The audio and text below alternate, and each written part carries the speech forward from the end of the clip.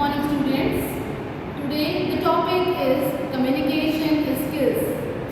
Communication, it is a very important part of our life, our organization as well as our living.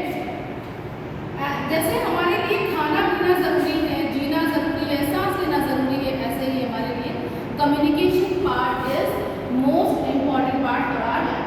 Communication skills are the abilities you use when giving and receiving different kinds of information. When we use communication, when we give or receive any kind of information, we should have a clear communication. Okay. Communication